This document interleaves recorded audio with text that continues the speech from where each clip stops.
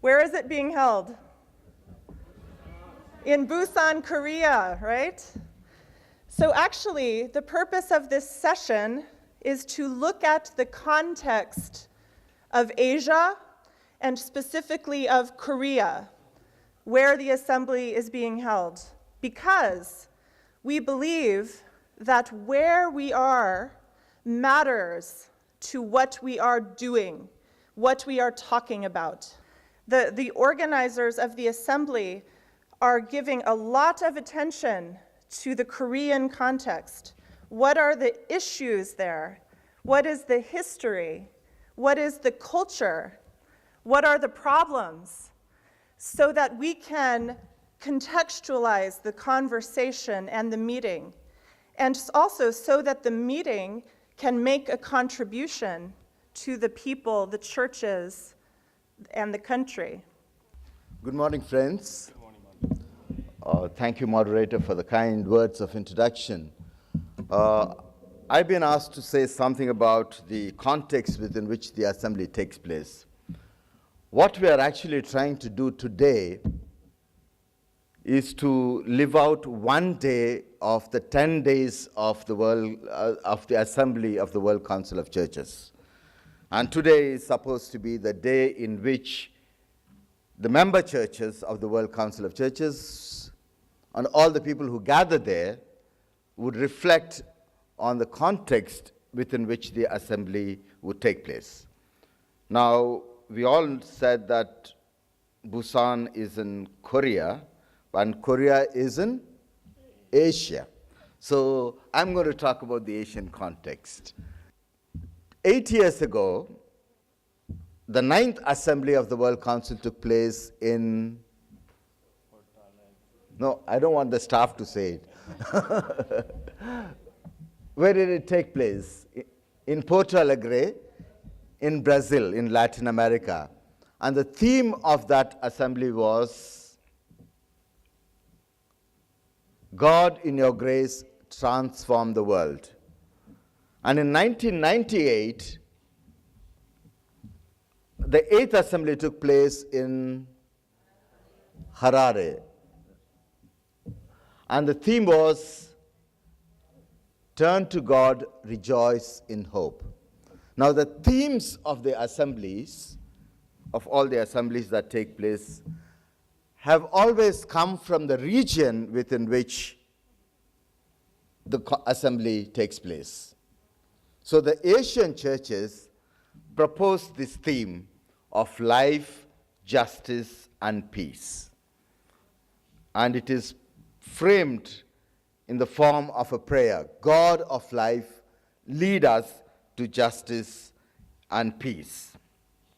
Now, the assembly would take place. Actually, the assembly, by the way, I must tell you that the World Council of Churches assemblies are the most representative gathering of Christians that takes place anywhere in the world. You know that? It brings together nearly 5,000 Christians from about 110 countries and from about 350 churches in different parts of the world. So for about 10 days, they reflect together on this theme, God of life, lead us to justice and peace. Now, Asia is the most diverse continent in the world. Diversity of religions, languages, cultures, traditions, and people. And even my own country, India. I'm from the south, but if you go up north of the country, it's a completely different world. And Asia is like that, all the way stretching from Central Asia to Far East. Different people, different languages, different religions, different cultures, different food habits, different lifestyles, and also different issues, different challenges, and different ways in which people cope with them. And it is also the most populous continent in the world. Majority of people live in Asia.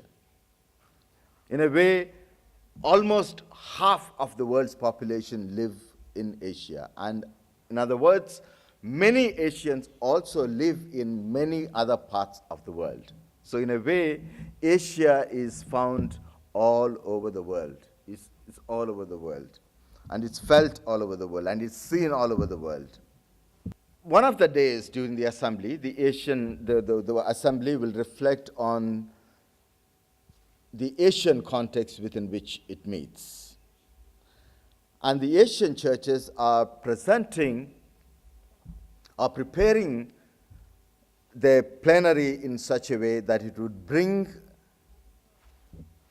to the attention of the assembly the distinct challenges which the Asian churches and Asian people are facing, and at the same time, the challenges and possibilities that the Asian churches have for Christian witness, to witness for the God of life who wants us to justice and peace.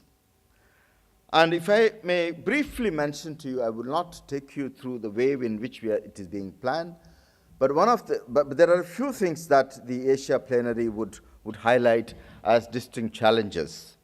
One is that, as I said, Asia is the most populous continent in the world, but at the same time, it is also a continent where there are millions of hungry people. Millions and millions of people living in abject poverty. In my country alone, there are about 300 million hungry people on a daily basis. So if you take the whole of Asia, there are millions of hungry people. But at the same time, majority of the Asian countries are also in the rat race of economic globalization. They have become high priests of economic globalization. So as a result of which, many are poor, and by keeping many people in poverty and deprivation and misery and suffering, some are becoming increasingly rich day by day. So this is a serious contradiction that Asia has. Majority of the poor are in Asia, and at the same time, very powerful economies also operate in Asia, and in every country there is always a powerful, wealthy lobby. Most of our countries, whether Korea, Philippines, India, China, and what have you. And at the same time, the second issue that the Asian churches would like to talk about is the abuse of human beings and the abuse of earth and its resources, which have become the means or the norm by which the Asian economies, Asian countries want to become powerful and wealthier.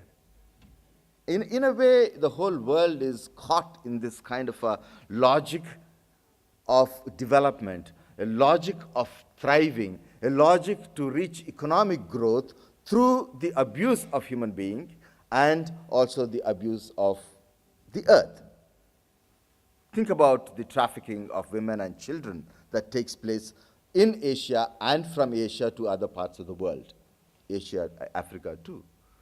And the ways in which human life is denied, abused to millions of people in very many ways. And I can go on talking about the abuse of human beings and the abuse of the earth that takes place. The mining, the extractive industries, the ruthless exploitation of natural resources, and the consequent environmental disasters that Asia is witnessing during the past decades. I'm not talking about just Asia. I would like you to understand this phenomenon even in your own context, in other parts of the world. And the third thing is that Asia is also a land where there's lots of experiments for peace, peace, in ahimsa, non-violence, and shanti, and peaceful protests, and people's action, and all that have been there. But at the same time, Asia is also the place for violent conflicts, very violent conflicts, and militarization, terrorism, nuclear arsenal, nuclear industry, nuclear weapons are produced in about 4 or 5 Asian countries alone. And terrorism is rampant in almost every context, every region of Asia. And there are governments, there are states which use or employ their own militaries to kill their own people. Philippines is a great example for that, but not only Philippines, but there are many other countries. Even my country is famous for state violence, using the state power to kill its own people, to repress aspirations for freedom, justice, and peace. And at the same time, I would also like to say the last issue is that Asia is also the birthplace of most of the major world religions: Christianity, Hinduism, Islam, Buddhism, Taoism, and many others, besides many of the indigenous religious traditions. In a way, Asian people are the most religious people in the world, right? I mean, they may be atheists, but most of our societies are very, very religious communities and societies, and where people get up with God and go to bed with God. That's how, somebody talked about the Indians. But at the same time, in the name of God, violent conflicts take place. People kill each other. You see the contradiction there. And I'm reminded of a saying from a movie that I heard, which really got stuck on my mind. In the sense, it says that it's from a movie called Drum Diary, and one of the characters says, of all the human species, it is only of all the living species, it is only the human species which talk about God, who pray to God, but they are the only ones who destroy everything that God has created. This is the contradiction there. So many religions, but in the name of God, so much of bloodshed, so much of hatred, so much of injustice, so much of deprivation and abuse of life. So these are the challenges that the Asian churches are going to put forth to the World Council of Churches Assembly. Now, I want to say that when we say God of life, lead us to justice and peace, we want to say, the Asian churches are saying, that these are not just Asian issues alone. These are issues of people and life all over the world, whether it is Latin America or the Pacific or Africa or North America or Europe or Middle East or anywhere, what have you. These are all issues of life and people. And these are not Christian issues. These are not religious issues. These are issues of all God's people. So, when we say this prayer, God of life, lead us to justice and peace, we must remember this is not a Christian prayer. There are many people, many communities, many countries, many continents everywhere are crying to God for justice, life, and peace.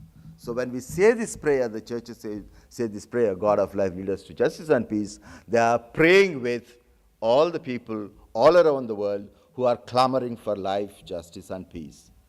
And at the same time, we say this prayer along with our Muslim brothers and sisters, our Hindu brothers and sisters, Taoists, Buddhists, and various indigenous traditions and religious traditions. We say with all God's people, we cry out together, God of life, lead us to justice and peace. And when the churches say this, God of life, lead us to justice and peace, they are also saying in humility and in seeking God's forgiveness. Because churches have oftentimes collided with the powers that abused life. Churches have often collided with and legitimized the powers that perpetrated injustice and violence and war. And the history of the church and the history of the world is full of those abuses. So when the churches say this, lead us to justice and peace, churches say it with a sense of deep repentance and humility, asking God to forgive us for the ways in which we have supported, but at the same time we have also remained silent in cases of abuse of life, denial of justice, and denial of peace to many people around the world. But when we say that this prayer, God of life, lead us to justice and peace, I must also say that prayer is often, unfortunately, a way to escape action. Many of us express our concern for the others. Many of us express our concern for all these issues by simply praying. We can't do much. We can only pray. So we say prayer. So in order to avoid, working for justice, in protecting life and protecting, in affirming, in nurturing peace, we say a prayer and we keep quiet. So this prayer, although it is in the form of a prayer, the theme is in the form of a prayer, it is also one that is supposed to sort of encourage, inspire churches to get involved in the business of striving and struggling for justice and peace. Now, let me close this, my presentation on the theme of the assembly, just by sort of listing out 5 insights, and which we can probably continue to reflect as the day moves along. One of the ways in which, when we say God of life, we say life is not just about our life, our personal life, our spiritual life. It is our whole life. It's not our life alone. It's the life of all people. It's not all human beings' life alone. It is the life of the whole universe that God has created in love and wisdom. So in that sense, we understand life in a holistic sense.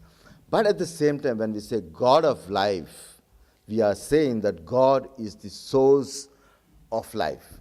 And when we say that, we are also affirming life is sustained in only mutually interdependent relationships.